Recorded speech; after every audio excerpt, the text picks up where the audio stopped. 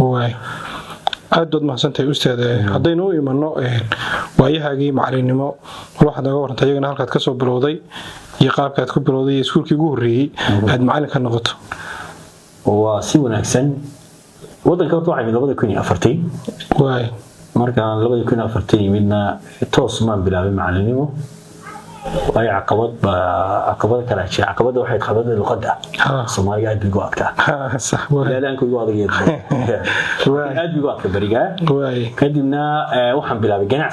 ganacsigaas waxa sib station oo furtay صح oo aad u shaqeyn jiray waqtiga waay marka khalaas suuqiisa waa baxay oo xirmay waay adigoo meherada waxay noo socotay la muddo sanad gacanta ku hayay waay kadibna waa iska socowday waay markaan iska xidhnay meheradii ayaa 2005 bishii 8 tawdeedii ayaan waxaan bilaabay macallimadii baan bilaabay waay macallin luqadda carabiga inaan noqdo macallin luqadda carabiga iskuulka ka bilaabo Al-Huda Primary waay iskuulka Al-Huda Primary waay ayaan ka noqday macallin ka noqday markii horeysay waay adigu كل عقد بدن يسوى هرمرين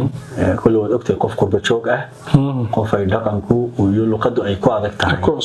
كعصبتي كل مشاكل هذه يبغى يصير ولا كل مية لكن إلهي ما هذه الحمد لله رب العالمين وان قاعد كهذه وضحاس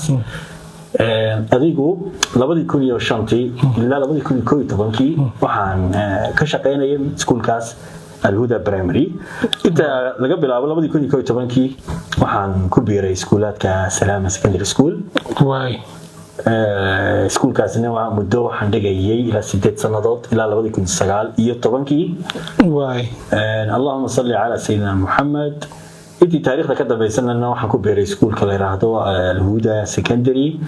muddada u dhaxaysa 2019 ilaa 2013 waay 2019 ilaa 2023 laakiin imika insha Allah imika waxaan ka ahay macallin dugsiga sare ee Nuuridiin Girls gaar ahaan qaybtiisa labaad